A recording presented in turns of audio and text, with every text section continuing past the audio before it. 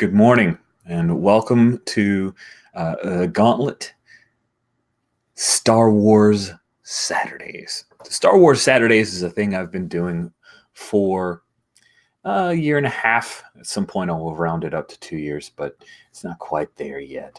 Every Saturday, more or less, I run a Star Wars themed game. Every month I choose a different system, although for this month in July 2019, I chose two systems. First half of the month, we played Star Riders, which is a hack of Storm Riders, Michael Barford's amazing, toyetic, fun World of Dungeons hack. It is brilliant. And this second half of July, I am running Hack in the Black. It's a thing I'm calling Hack in the Black. It's totally Hack Wars with some spaceship stuff from the Space Hack. And then we tweaked armor and a few other things to update it to the Black Hack 2nd edition. So I feel pretty OSR right now. So what I'm saying is it's hacking the hack of a hack to hack. I heard you like hacks, so I stuck a hack in your hack, and that's what we've got today. Set in Star Wars, and the second of two sessions. They are in the middle of a mission on Swarby 5, where the Reekene's Roughnecks, and for anybody that knows the old Star Wars D6 West End Games stuff, Reekene's Roughnecks was part of the Long Shot campaign. You can pick that up in classic campaigns. It is a very cool mini series of weird modules, but I just love the setup.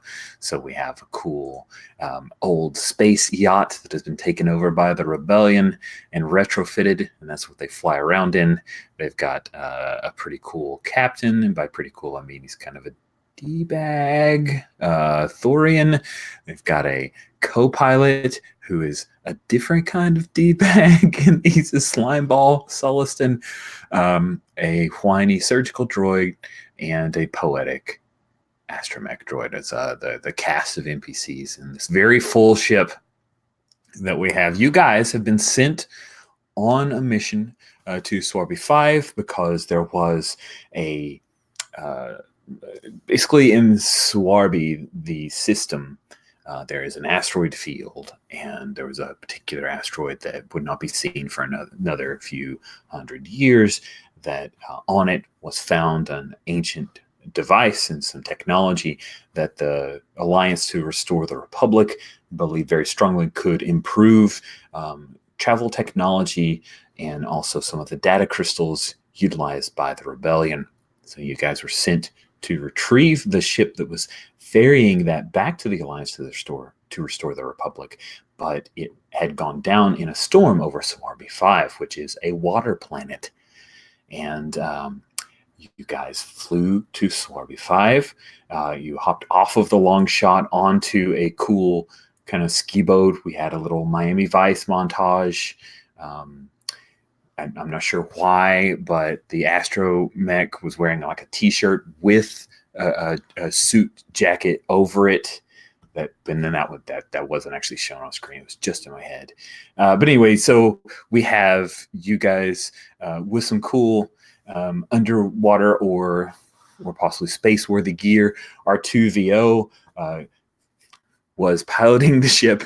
You guys hopped off the side and swam down to retrieve aforementioned device.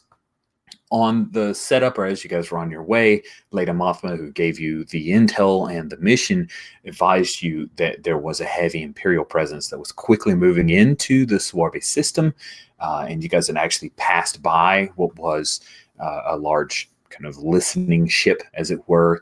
It kind of sat in on the holonet traffic and was doing a great deal of monitoring there, so you realized that there was pressure coming. You needed to move quickly. You guys swam down into the ship and found that it probably did not go down in a storm because one full half of the ship had been blown the hell up by some kind of missile. And you actually flew into that hole and found that there were several blue-colored stormtroopers, which I jokingly called aqua troopers, but we also have called sea troopers. It's interchangeable until the toy comes out, so whatever you guys want. But imagine a stormtrooper, except they have, instead of like the regular, they have the little corrugated pipes to make it look very obviously like that they have some kind of air filtration device, and then the cool looking like eyes as slits like bugs. Because oh wait, is there really a sea trooper? Yes. I slept with the Rebel Spec Force handbook underneath my bed as a child. There is totally sea troopers. Hot damn. Okay. And I thought well, They it's probably a thing that I knew and then forgot and then thought I thought up, because I do that sometimes. Yeah, they look like snow troopers with exactly the thing I described. That's freaking awesome. Okay. That's so good. And fins. That's And all fins. it takes. Well, they do need fins, guys. I mean, honestly. Anyway, so there was a gun battle on the ship in a hallway, and I'm doing a little bit of description for Sean. Gun battle in a hallway, but as you guys had burst in, your Lobaka had broken open the door, so the place was flooding with water, whereas before it didn't, have a lot of water in the main hold. So running gun battle against some sea troopers, guys had to deal with the challenge of rushing water behind you, which caused a lot of issues, which is basically like what I said, why they kept missing rolls, Sean. Like they blew a lot of rolls and they kept saying, oh, the seawater is really bad, so that they wouldn't feel terrible, because their characters are awesome. It's just the dice didn't like them a lot.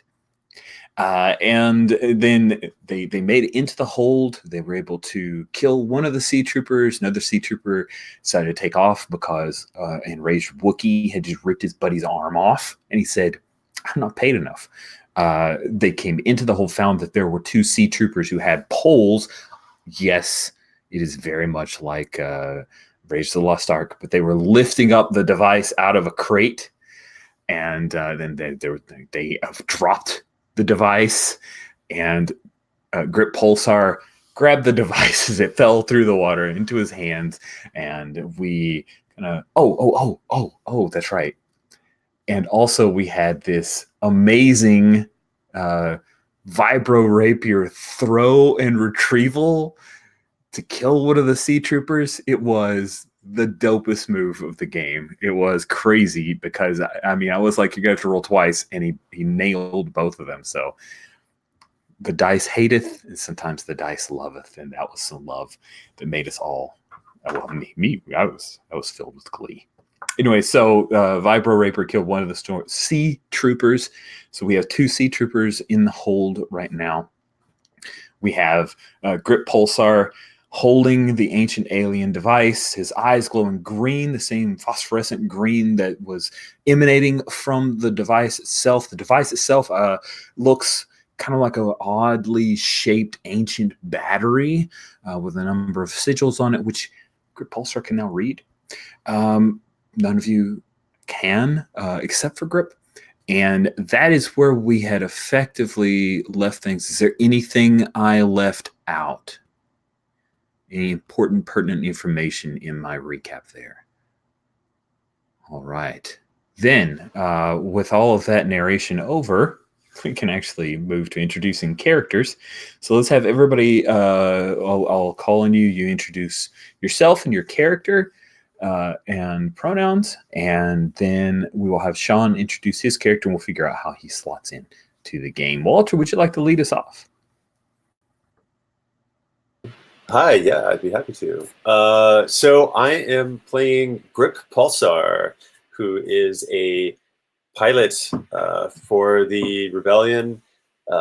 Grip grew up on one of the Outer Rim galaxies and his planet was a nice, quiet place to live for a long time. But the Empire just kept moving in and squeezing harder and harder, and he finally just broke and said, this is horrible. I got to join the Rebellion, and he did. He had some amazing adventures as part of the Rebellion. One of them, he actually was with a squad that returned to the old Hoth base, where they managed to retrieve a data crystal. It was very, very exciting stuff.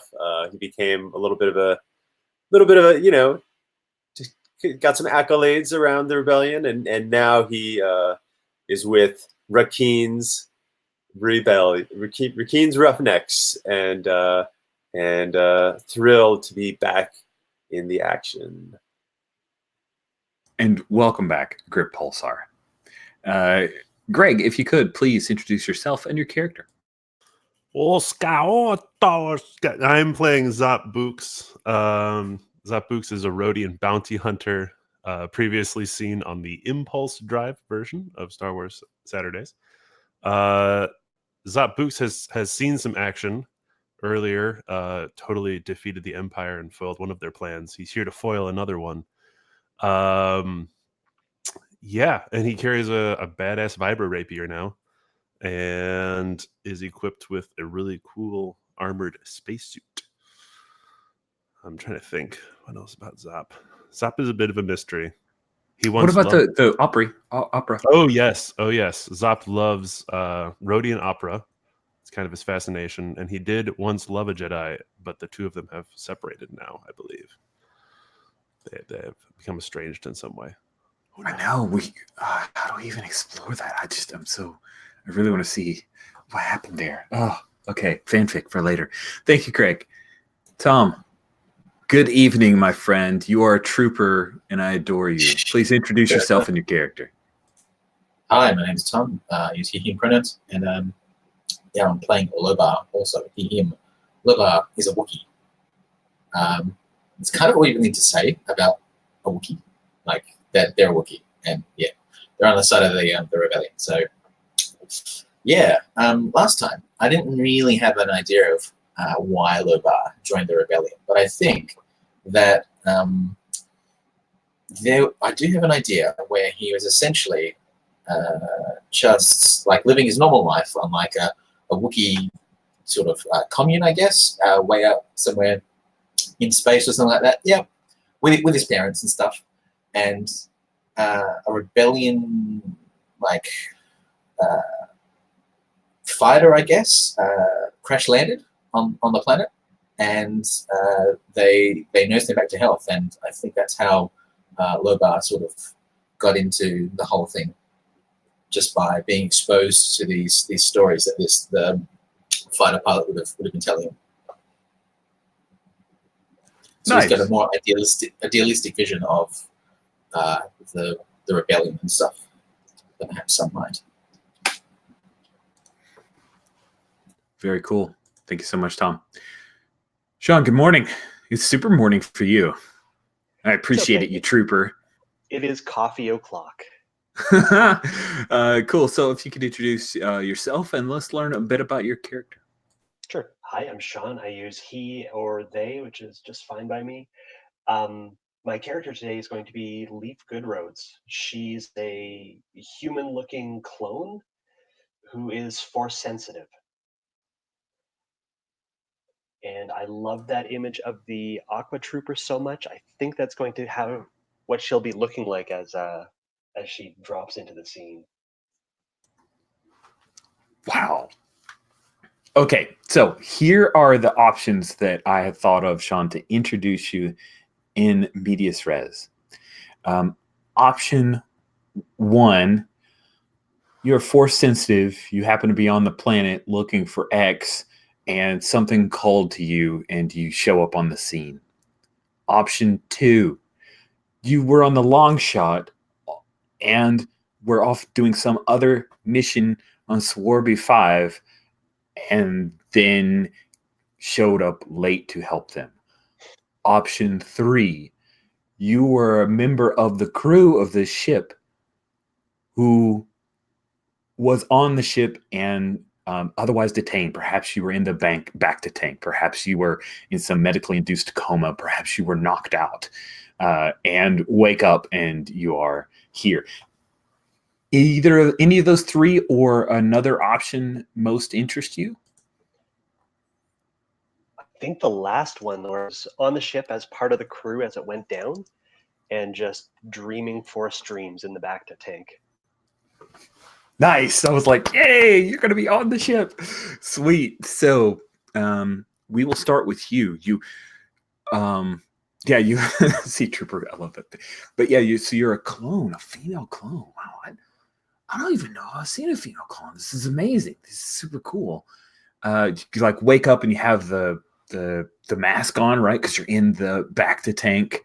And of course, you're wearing underwear because that's what Luke did. So that must be a back to tank thing that happens. So what does it look like when Leaf gets out of the back to tank? Is this a thing where she's like, I'm curious, it's like fish out of water flopping out? Is a thing where she just naturally forces to, like, rises out? Just color it. I just want to know, how is it when she's getting out of there? Because the place is filling up with water. Right. At least there's water to water. She wakes up like when the alarm clock goes off way too loud. So like 90 degrees, sits up and looks around. The dreams I've been having have been about the ship landing the wrong way and people coming on board, and realizing that something like the ship itself has been made not whole. So that's a rough way to wake up. Then it's, as the water in the room is rising, she like gets a leg out over this and starts trying to figure out why the alarms on the ship are going off somewhere. And most of the power is out, right? Yeah. The power core is out. I imagine maybe you could access something off of a backup battery. And we'll just say that the one camera that's operable right now is in the hold, and you see that there are a pair of sea troopers that are facing off a very enraged and wet Wookiee, as well as Rodian in some totally dope looking armor. Oh, and off by the quarter, near that ancient artifact, is someone holding the device that you carefully. Like, do you have the ability to like levitate stuff? I just want to make sure I don't want to like. I did not take telekinesis. I took. Who would be dumb enough to pick up that device with their bare hands? Crazy.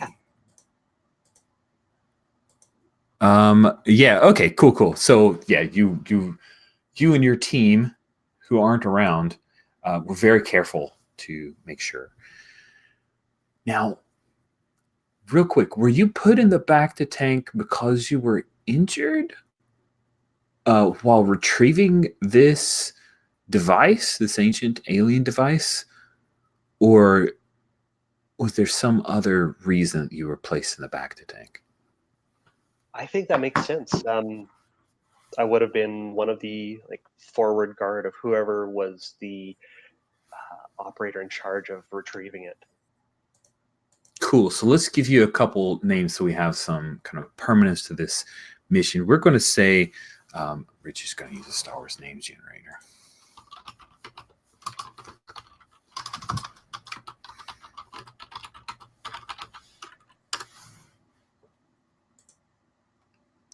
Okay. So we're going to say that your captain of this mission, oh, that's a good one, was a Keldor. The Keldor are they have the gaping hole where the nose would normally be. Often wear like a face mask or something like that around when engaging with other people. So you're captain of the ship and also the leader of the mission was Pars Dindugu. It sounds very Star Warsy to me. That's like the most Star Warsy name out of one of these things I've seen in a while. There we go, and I'll stick in a got a picture of the guy that I'll grab and stick in our little dealy. Awesome, captain of the lost ship. Sweet. He's okay. No problem, Tom. So yeah, we've got you set up. You see this fight going on in the hold. Some Imperials are trying to steal the device. You recognize these are Imperials. So anyone fighting Imperials is probably an ally. You recognize one of these three. Perhaps you recognize Zapu because of his bounty hunting prowess. Perhaps you recognize Lobar because the two of you knew each other from when Lobar was part of that weird commune thing. Or perhaps you've just watched on the HoloNet the exciting adventures, animated adventures of Grip Pulsar. So which of the three do you recognize, Leaf? I think it's going to be Grip. Nice. As the camera pans past, it's, no, why have you... Oh, it's Grip Pulsar. It'll be fine. He's a true hero. I feel like soon we need to cut away to a commercial break with the new Grit Pulsar action figure with glowing green eyes. Yes. Oh my goodness. Star Riders is infecting our Hack in the Black, and it's great. Two great tastes. So, Leaf, what do you want to do? You've got the information on what's going on. Oh, yes. And there is one camera that was undamaged on the starboard side that shows that there is an Imperial sub on its way here. I'm going to be making my way to the hold, wading through the knee-deep waters in the hallways, and it's jamming, shoulder deep now, buddy. It says at GM's discretion, some sort of lightsaber weapon. I think just totally kind have it. pair of, What do you want? light shivs. Nice. So one in each hand, so I can wedge one in the edge of the door and jimmy a few of the seals on the bulkhead. Yeah, I love it. That's really cool. Oh yes, we have an actual Imperial submarine. I love it. Of course, that looks super cool. It's like a TIE fighter with the wing kind of swept forward. It looks very good. I like this a lot. That's amazing. Super one of those. Oh my! What does a lightsaber look like underwater? I'm sure we have comic books where that's been depicted, but I can't envision. You know when they show the cooling tanks for nuclear rods, the way it kind of just glows blue all the way through the tank from all the radiation. Nice. You get an effect like that. So the blade itself is green, but the water around it's glowing blue. Okay, so you mentioned blue. I just want to double check. Is that the color of your light shivs? No, green. Okay, it's green. Okay, good to know. Good to know. I know some people really care about lightsaber colors. So I want to give you that moment to define for us so that someone can be like, oh, they fight in so-and-so style. And I'll be like, they must, evidently. But they can't use shivs because of the... Anyway, it's fine. These people aren't here. I've just had conversations with them. Cool. So you come into the hold and you feel Grip's mind being... like as much like the water filling up here, there are 1,000 upon 1,000 voices filling Grip's mind. Meanwhile, there's also a fight with a couple of sea troopers that are trying to fight back and take the device here. And I'm gonna switch away from you, so that's like you step in and you see that. So Zup, there is a person who's hopefully an ally coming down the hallway. Has a pair of light shivs. They aren't red, so maybe they're good. And then still see two sea troopers who you have not rapierized at a distance. So what do you wish to do, Zup?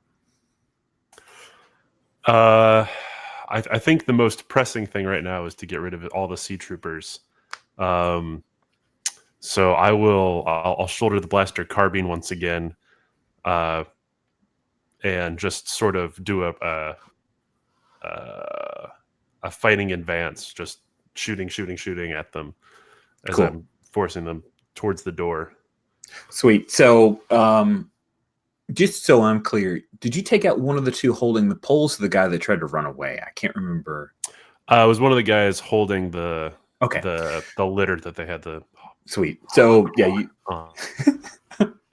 So you took the guy in the front, the one who was kind of behind the pole, so it would have been a harder shot for you. He's using that crate as a little bit of cover while you advance. So I'm going to give you a challenge rating of a 1 for you to try to fire upon him. And he is going to be throwing things at you or shooting at you back. So good luck. All right.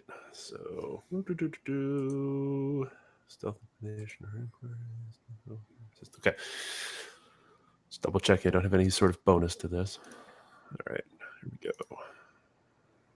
Oh, not. Oh, wait. We roll low in this game. That's You a do. great one. Okay. That's a 5. Nice. That is great. Even with a challenge rating of 1, that is well underneath your dexterity. So you definitely hit. Let's have you go ahead and roll your damage. You're swapping damage. So he is doing blaster carbine damage to you. And a blaster carbine is... it's a... Oh, right. These guys have their own damage dice. That's right. So it's a D6 plus 1. Gotcha. I'm rolling a D12 against them. Oof. Only a 4. But I think it's 4 plus. Oh, that's the usage die. Sorry. Oh, that's right. Damage is always a D6, right? It is based off of your class, and yes, it is. It is. You roll your normal damage, and then you get a plus or minus to that based off of your weapon you're using. Right. My attack die is a 1d8. That's right. Yeah. I rolled the usage die ahead of the. I'm okay. There's no way. The usage die's fine. Just roll a d8. Oh, that's much better. That's an 8. Damn it. And then, do you have a plus to that? I think you do, right? I think it's plus 1. So it's a 9. That's exactly what you needed. But you get to roll a d6 coming back at you, plus 1 of what you need to worry about.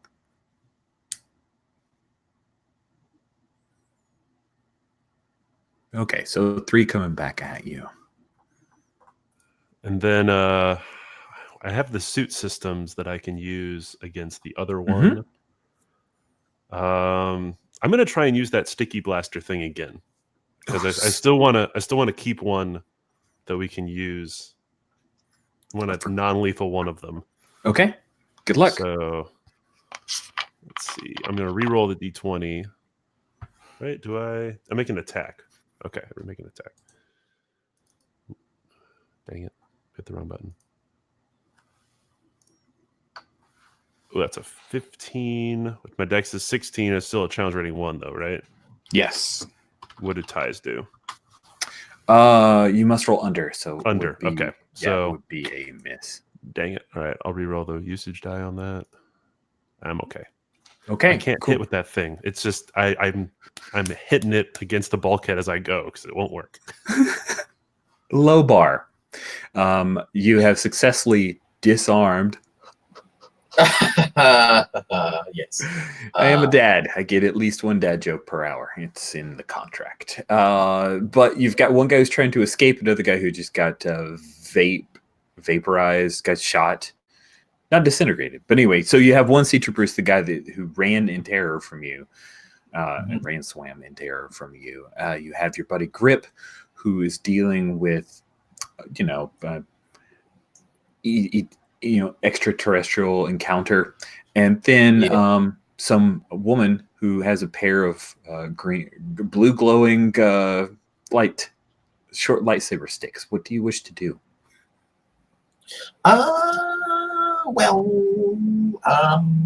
What's Grip? Is Grip reacting to the thing that he's holding? I remember there being some talk of like a psychic thing going on. I can't remember the details. Yeah, his eyes are glowing green, and for the last few moments, he's got the bubble helmet, if you remember, right? His eyes are glowing green, and there's kind of this shocked look on his face. Is what's happened over this. And remember, this is combat round, so he's still in the throes of being overwhelmed. Yeah, a tiny sliver of time. Sure. Right. I'm thinking that Lobar is going to try and find some way to carry the thing, or at the very least, like make Grip drop it somehow, because it looks like, so I think it might just be like pushing through the water and at the very least just like knocking Grip on the object, so to speak. He's named Grip for a reason, so I'm not going to give you a challenge rating. Give me a strength roll. So you move over and you try to grab his hands and wrest the device away from him. So I'm just rolling a d20. Mm-hmm. I got 14, which is below my 16. Therefore, I am successful. Cool. Grip. After what felt like half an hour of being in the middle of a cacophony of people desperately trying to tell you their entire life story, all layer on top of each other, so no one story was coherent, or if you weren't able to catch any one piece, just names, snatches of events. All of them were people just very quickly, desperately trying to tell you who they were, to the point where it all blended together. You finally come back to yourself and you see that you're laying underwater on a deck that is very dim. It is lit by a blue glow, a pair of blue glows that are moving around. And Lobar is holding your hands, and you see the device slowly in the water, like rolling. And it's like, the way I'm thinking of it is like a small keg. If that makes sense. Yeah, there we go. Like a small keg. You know, if you guys ever seen those baby kegs, not the full one that you have to use a trolley on or a dolly or whatever, but yeah. One of a keg baby that kegs. some frat boy would hold over his head and proclaim himself, you know, getting really drunk. That is about the size of this. Not quite big enough to do a keg stand on top of. Correct, unless you're 4 foot tall, I guess. This is a keg stand for Ewoks, is what we're saying. Ewoks and Jawas. That's the official size rating. Yes, official. Pony keg. Nice. Thank you. I did not know that was the term because I'm a nerd. Don't know words. Cool. So, yes, that's what you see, Grip, as you come slowly to your senses. What do you do? And I see Lobar next to me. Yes. And, Lobar's holding you, held your hands, like yanked you free. Oh, wow. Almost like a Wookiee hug, almost. Wow. All right. A Wookiee hug. It's like a bear hug, but more terrifying. Yes.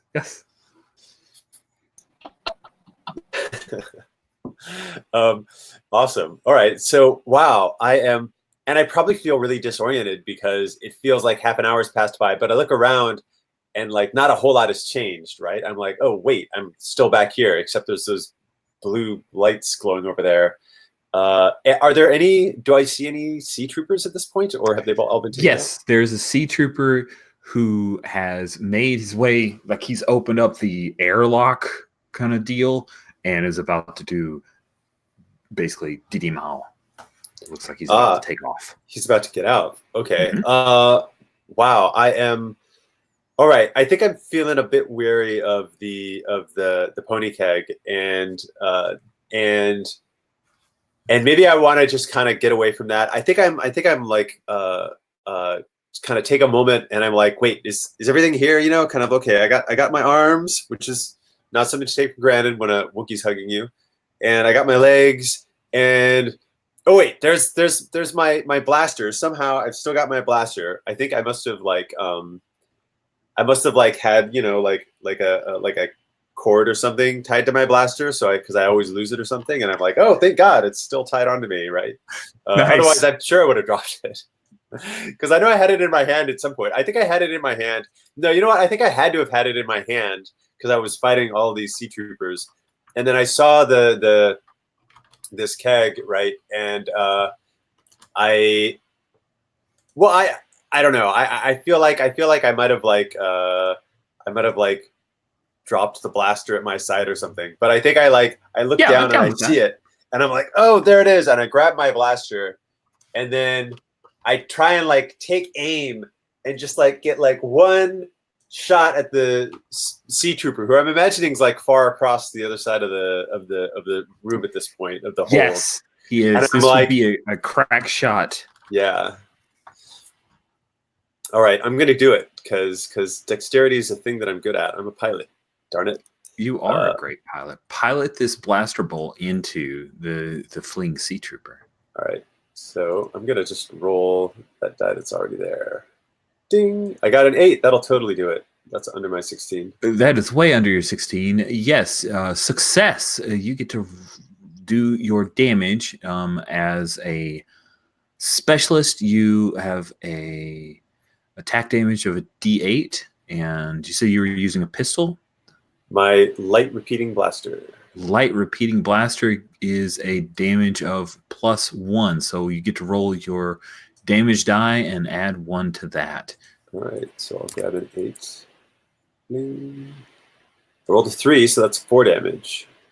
Nice. That is definitely enough to make his life terrible, but he does complete getting the door open and is now trying to swim out to the sea.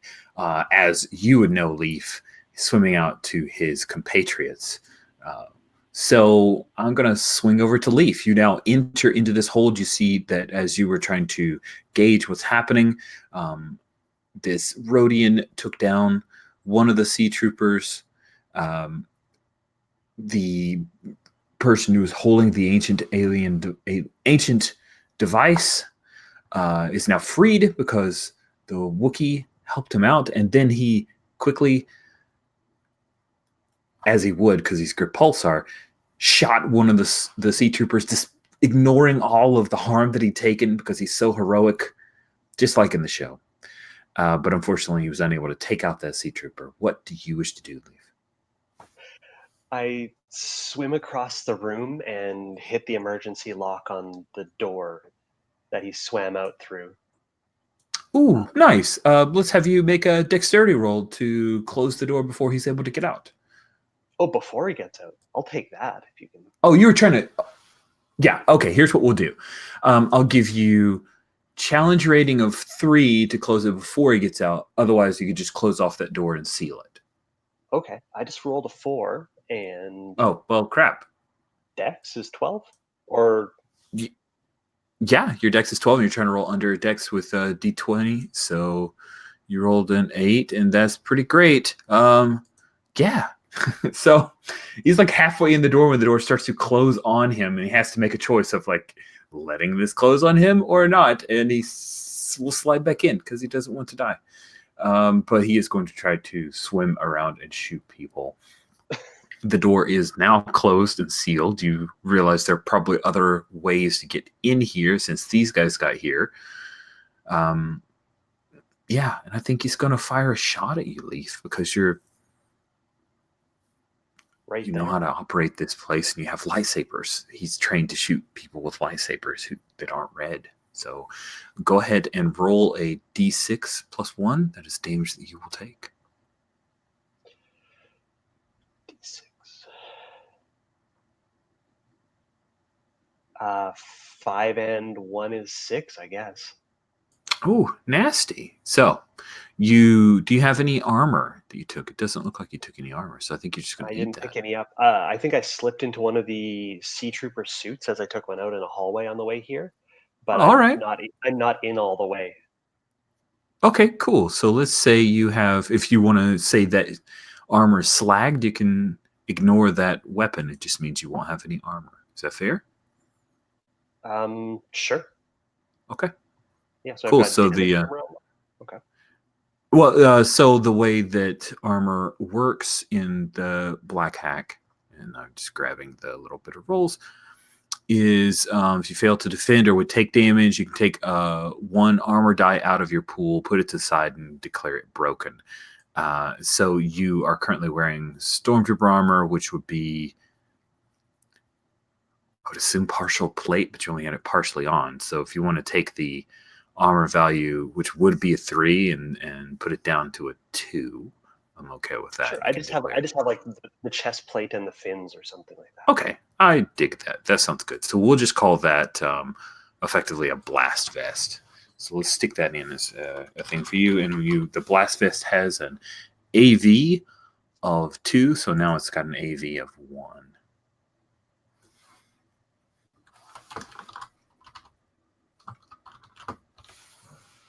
Okay. Make sense? I think so. Cool. I'll keep checking back in. All right.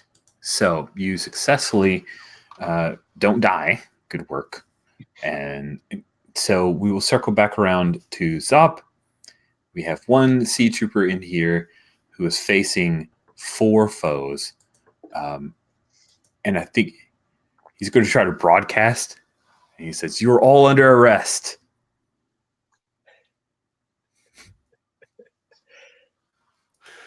So Zop has just given up on trying to save one of these sea troopers and is just gonna, I guess at this point, swim forward with the Vibra Rapier drawn again and close on the sea trooper.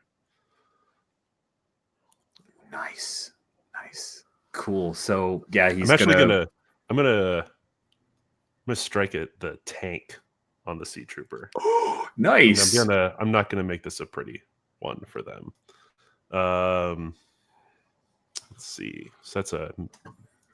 Do we roll it? It's Dex with the rapier, or It is it is. strength? It's okay. It's not that big of a difference with Zop, anyways. All right. Let's see.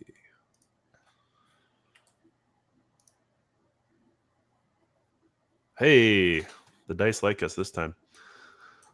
I'll do my D8. He's already been hit with a blaster bolt. Yeah, he's probably going down. Oh, that's only a 2. Oh, okay, so he's fine.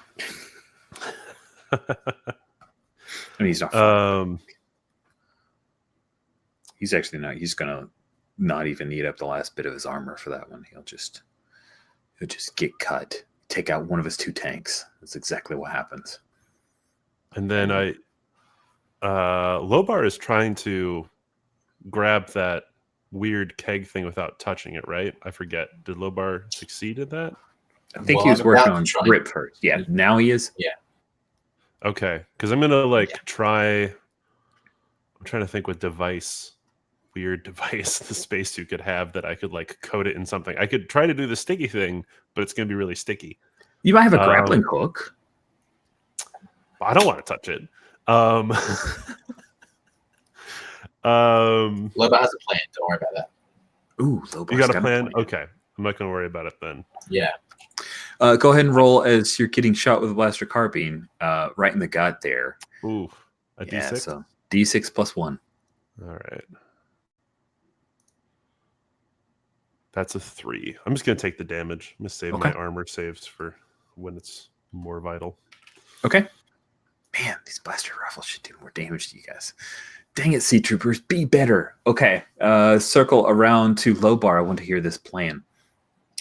So, yeah, so this cake thing, I really wish I had my camera. I might just turn it on just for this, just so I can sort of do visual stuff. And we'll just see if, drop this down to low def. Okay, cool. So you've got the cake thing, right? And it's just slowly drifting through the water and about to try, before it hits the bottom, Lobar is going to try and find one of the rods, the poles they were using. They're just like hollow metal rods. Yeah, so he's going to try and grab one of those and twist it so that there's like a loop that he can just sort of scoop the thing in. So it's like you've got the loop that he's just holding out in front of him, right? Like you would with a pair of tongs if you're getting hot metal out of a forge or something like that. Give me a strength roll. I mean, I have to let the dice agree with that awesome plan. What was that? Yep, I think it was an 8. Yeah. Another 8, yeah. Oh, it's amazing, man. I love it. And you can start picking it up. Like you're super strong. This thing wasn't even that terribly heavy. Picking up a keg is, I mean, it's like picking up a giant bag of hydro spanners. No biggie. You've got it. Yeah, exactly. Yeah. Sweet. So you have that under your control. I'm going to flip back over to Grip. Grip, you see that Mano y Mano, the last sea trooper who tried to make a hasty arrest and failed, is facing off with Zop. And now he's like, his little tank that went out is like spewing bubbles. He's running out of oxygen. This guy's in deep trouble. What do you wish to do, Grip? So I think I'm like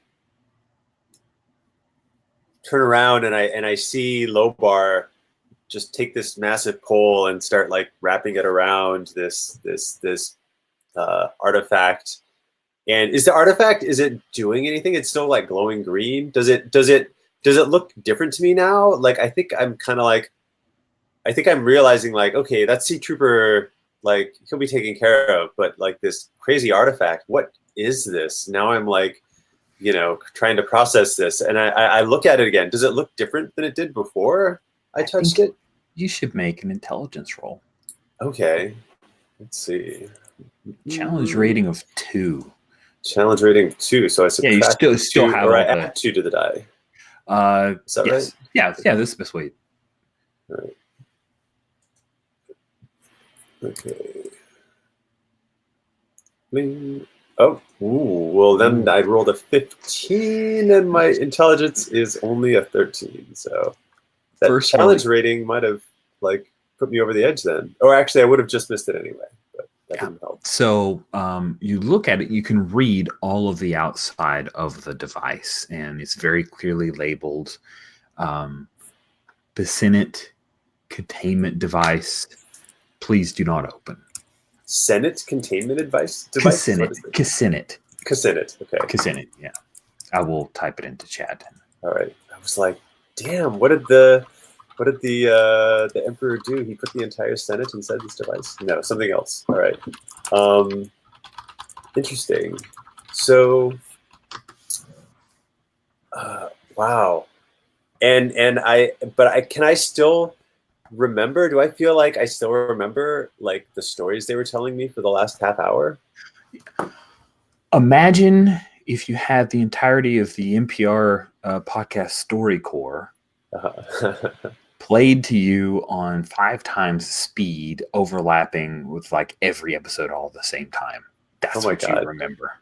Wow. So it's maybe hard to like remember the distinct any story, but like, was there a gist? Was there like one common thread of the stories that I was like pulled out of it?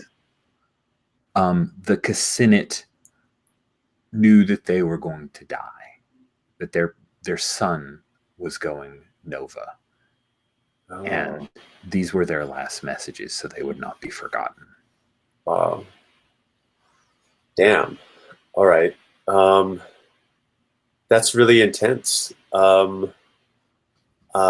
Wow. Now, do I know anything about the Cassinet? They're like, do they strike me as like no one is.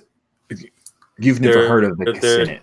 They seem like ancient people that are just like mysterious what this technology is. They left their stories so they would not be forgotten, and they have been forgotten. It's forgotten. Wow. All right. Damn. All right. Wow. I think Grip is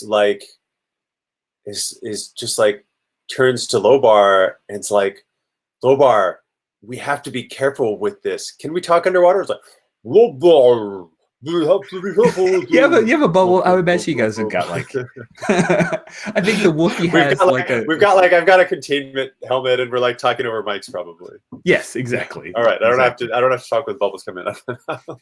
I mean, you can if you really want to, but you don't need it. All right.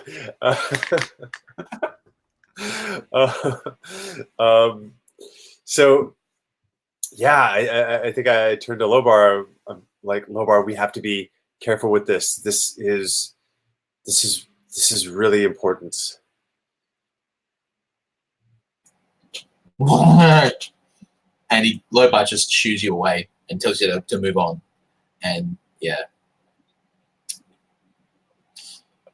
What? Oh man, being shooed by a Wookiee. That's harsh. That hurts. Probably literally and emotionally. Oh. Well, I mean, Lobar, you picked up the thing. So he's like, what are you doing? He thinks that you're really, that was really. Lobar's trying to protect me. Okay. But yes, I think Grip is a little bit hurt. Lobar, you don't understand. This is like, there's something, I don't know, something sacred about this. We have to be really careful with this. It's really important.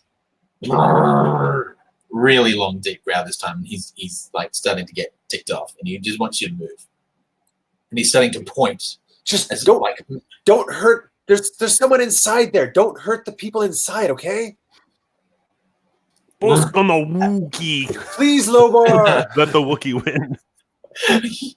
Yeah, exactly. Yeah, I think. So I think at this point, like Grip is like kind of looking for I don't know what. I think Grip is like discombobulated and just trying to like figure out what's going on. Maybe Grip is like trying to like see through the all of the action at the other end and make out what's going on with that those blue lights. Does Grip have a sense of what those blue lights are yet? Yeah, I think Grip is seeing Leaf moving into the room after. I assume what Leaf did was kind of go to a device on the wall to shut the door, right? And is Leaf moving into the hold now? Would that be what Grip sees?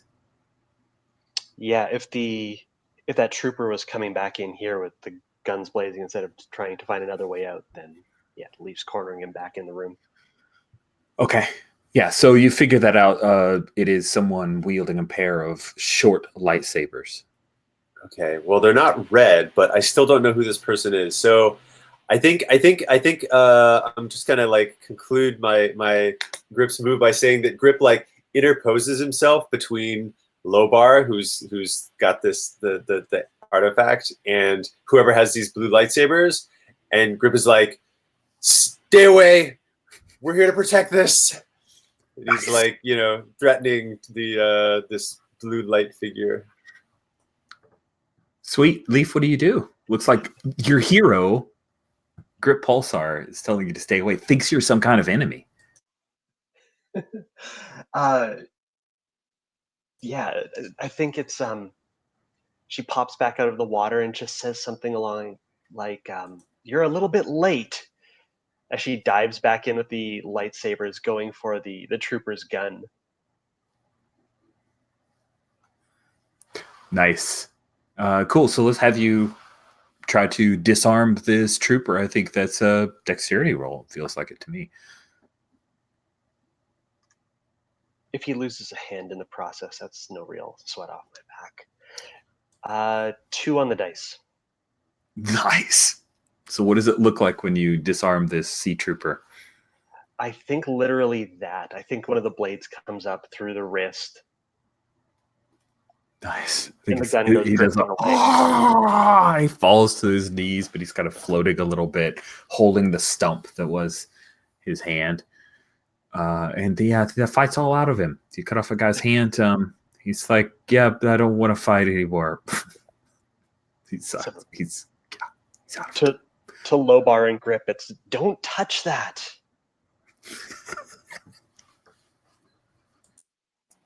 So Lobar's gonna like wave the like loop of metal with the thing inside it. And he's just gonna like obviously like very short grunting sounds. Like what are you pointing at it? What do you think I'm doing? Yeah. Right, you're waving this around like with like those loops that people used to fish other people out of swimming pools, basically, right? Pretty much, yeah. I'm going to try and find one of those containment crates that would be floating around inside the hold and just push it across the room to you.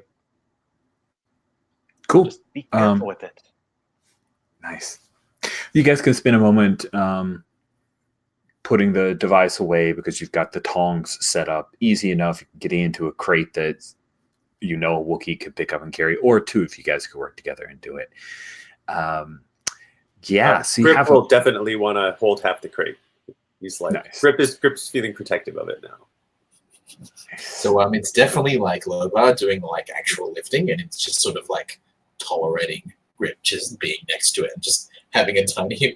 It's like it's like when like a dad is like carrying something with their little kid through the mall, and like the dad's like pushing the cart and the kids like got their hand on it like they're helping. Yes, exactly. Dad, can I carry something? Yeah, exactly. I wouldn't know that. My son never wants to help carry anything. Go get some groceries out of the car now. I've done 3 loads. You just go and he comes walking back with like a jug of milk. I'm like, you're 13, dude. You're taller than me. Carry the damn jug. Anyway, sorry. All right, so you guys have a brief respite right now. You're not currently in a fight with anyone, and you actually have a sea trooper who isn't dead. Good job, Zob. See how you guys pulled that off.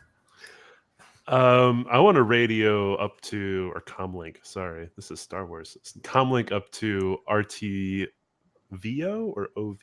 R2 This is VO. VO. And check in on how it looks on the surface.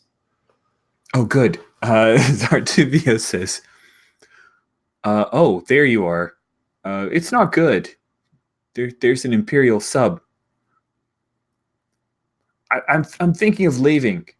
You can make it back to the long shot, right? Do not leave, R2. We are on our way up. And I'll let everyone else know that we're not alone down here. More sea troopers on their way. We've got to make our exit and make it quick, or that damn droid is going to leave us here.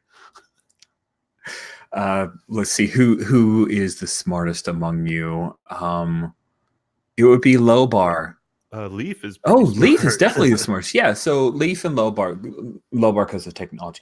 You realize that if the sea troopers are after this energy device, they're not going to fire on this ship. They're going to either basically that's why they haven't blown you to hell. Is the expectation that this could cause some kind of thermonuclear explosion that could be bad. Leaf, does this ship have an escape pod left? There should be a few. If the aft of the ship is intact, how bad is it? I've only seen from the tanks to here and a couple of cameras outside. It's bad. It's not great. It's our best shot. Well, we should at least get the device aboard the escape pod. I don't know, but the ship might not be in the right orientation. Find out if this works. Yeah, so let's find out if it works. I think if you go to Funky Dice, so if someone wants to select Funky Dice, you can roll a D100. There is a 35% chance that the escape pod is number one, functional, and number two, facing the right way. So you guys move through. You open up the escape pod. You can see it, and it is looking directly into like a coral reef, and it is faced downward. So you could fire out, but you would blast straight into a coral reef, and it would do extreme amounts of damage to the coral reef and probably the escape pod. Is there a way? So Lobar's going to take a quick look around and see if he can yank something out that would disable the main propulsion on the escape pod, so that instead of shooting out, they just sort of eject and then float up. It's freaking genius. Yeah. So let's have you roll, make a tech roll, which is intelligence, but you roll with advantage on all tech rolls, Wookiee. Yeah. Yes. I sure damn do. All right. Now, advantage is just 2d20. Correct. Yeah. You roll 2d20. You choose the die you wish to use. Oh. I'll take the 16, which is my intelligence. Unfortunately, you have to roll under. And actually, your intelligence is a 14. Oh. Is it 14? You were looking at Leaf. You were looking at Leaf. Yeah. So, anyway, you're trying to figure out how this could work. And as you were doing that, we're going to say like the escape pod is one of those that you can access from the main kind of corridor. One of the doors, you see like fissures of someone with some kind of blowtorch, and they're cutting off the hinges right now. It's going to take you some time. So if you want to do this, you think you can pull it off, but they're going to have to buy you some time, Lobar. It will take you by yourself a total of 4 rounds to complete this. Damn, that's a lot. With help, you could reduce that time, but that's one more person that isn't fighting sea troopers. What do you wish to do? Damn. I will definitely recruit Leaf in this fight for sure, and I will. You look smart. Yeah, I've been working with these two. yeah. Does anyone here actually understand my roaring speech or what? Everyone does. Oh, everyone does? Perfect. Yeah. So, yeah. Not everyone can speak Wookiee, but I think everyone can understand Wookiee. Like I'm going with the Star Wars thing of like, it was a surprise when in Solo Han spoke Wookiee, but I think everybody understood what Chewie was saying. Does that feel fair to everybody? We good with that? Okay. So I hadn't seen Solo, so that okay. It's great. It's not amazing or perfect, but it's great and really fun. I will give it a shot. Okay.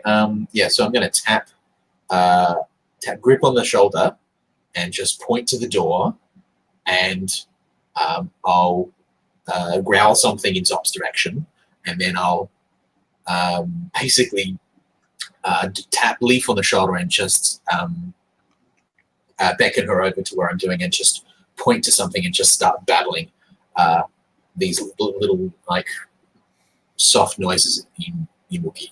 Yeah. Oh, yeah, I think that'll work. Yeah, okay. Yeah. I crack one of the panels open and a handful of wires come out at me. Nice. Yeah, exactly.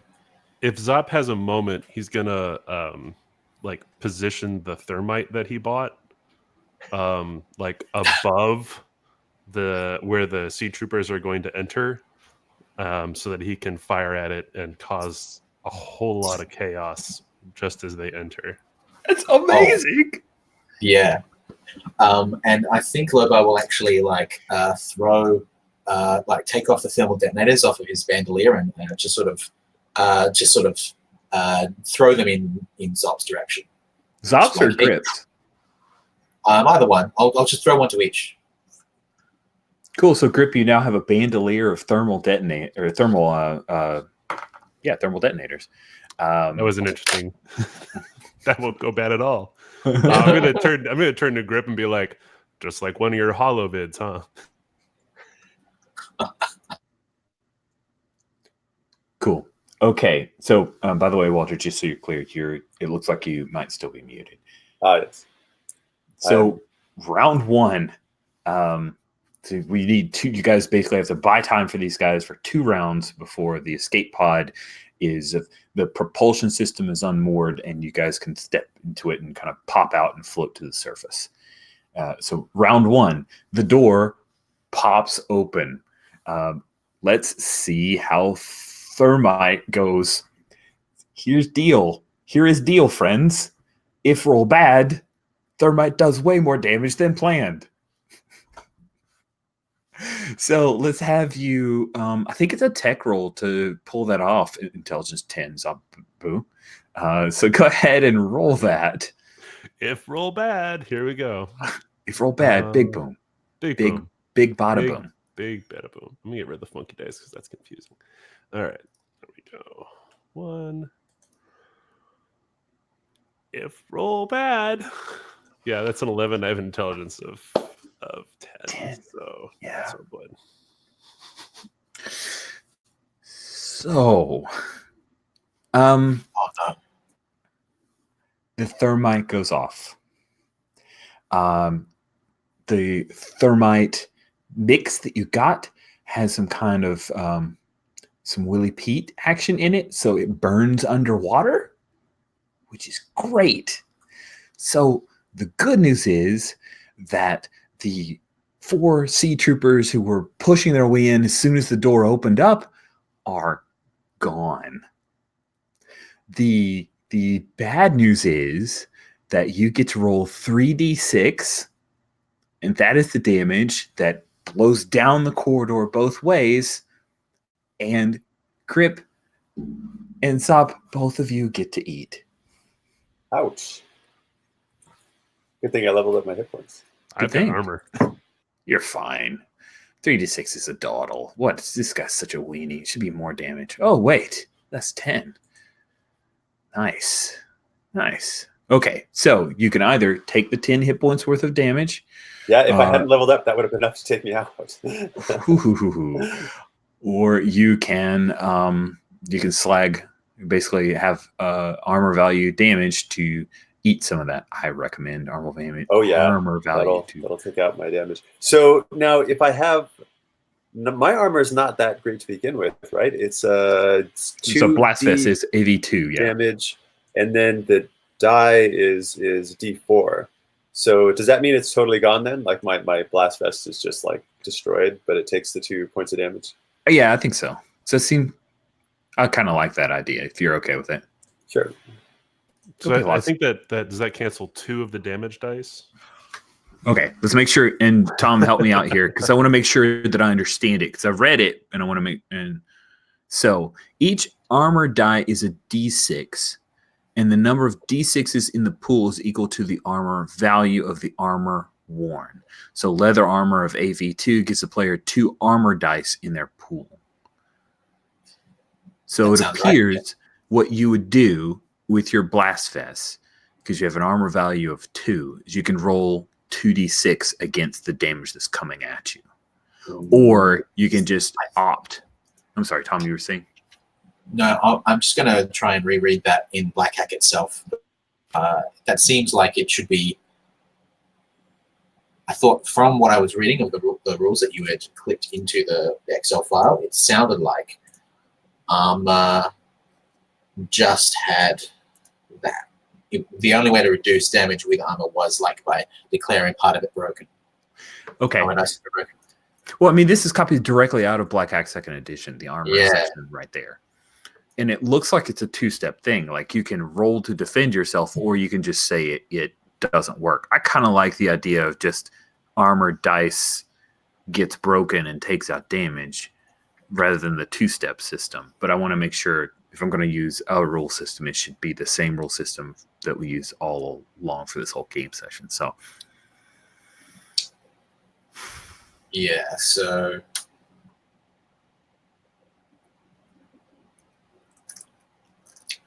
yep.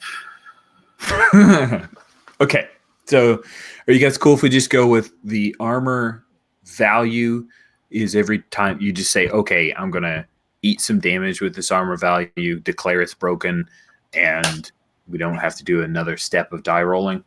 Yeah. Works for everybody? Okay, cool. So we're just going to take out the whole... Fix it later. Yeah, exactly. Die roll to fix it later. So we'll just take out the... So if you would take damage, you can take 1 armor die out of the pool and declare it's broken. And that allows all damage from that attack or effect to be ignored. The armor held up. It did its job. An armor dice has been broken, put to the side, can't be used to ignore any further damage. After a rest, you can repair broken armor. So we're just removing the top part, which is that the armor value is actually dice that you roll against your damage, because that's just like 1 step too many. Good. So to circle back, you've got 10 damage that is coming towards grip. You have an armor value of 2 with your Blast Vest. You can knock it down from a 2 to a 1 if you want to say the Blast Vest eats this damage. Oh yeah, for sure. Especially if I can pick the dice that I knock it down. That makes a big difference. Is that the idea? So I like get rid of that like cool. 4 and the 5. Are you guys good with that? So like with the armor, you can pick out each die of damage. That's kind of fun. Okay, cool. So I like the way you're interpreting it, Walter, way better than the way my brain was reading it. So the armor value, the Blast Vest, you've got 2 dice that you can eat. You can take out that 5 and a 4. That's what I'm doing. I'm eating 1. Okay. Sweet. Wow, that's really fun. I like what we have come up with. Yeah, even if this is the wrong way to do it, this is super cool. So good. So yes, 10, which is 5, 4, and 1. And you guys can eat up armor values to reduce your damage. And now there will be a brief pause until more sea troopers come walking in, because they have someone behind them who is ordering them forward. So it's kind of an explosion. There's a brief bit of work as you guys resettle. The entire ship warbles a little bit and rocks where it's settled on the bed of the sea here. And And now we will move into the second round. You guys are an entire round here. This is great. This is perfect. So at the beginning of this round, 4 more sea troopers are going to rush into the corridor, and others are kind of popping around and firing at you guys. So we have the guys who are pushed forward and they end up in the corridor, and we'll try to engage. They don't know left or right and fire. A few more are kind of leaning in, taking a peek and firing. And you also, Grip and Zop, you see that there's a glowing red light that appears suddenly behind them. So, Grip, what would you like to do? Oh my, that glowing red light. I think I've seen a image of that before. Maybe from some dream when I was on that Hoth world. Perhaps. Oh my god. All right, this looks really bad. So I feel like now, so we pretty much blew open, like the whole area around the door is like damaged by this. Oh, absolutely. Yeah, there's no more blast. door. It's 100%. Yeah. Totally out. So, all right, that's interesting. Damn, I feel like there's got to be something here that I can take advantage of. Oh, wait, I have a bandolier with what are they, with Thermal detonators. Thermal detonators on them. Yeah. All right. I feel like there's just a moment here. So maybe it's not really worth wasting time with just one thermal detonator. I'm wondering if I can like throw the whole bandolier and activate both thermal detonators at the same time. Just be like, ah! You can't do that.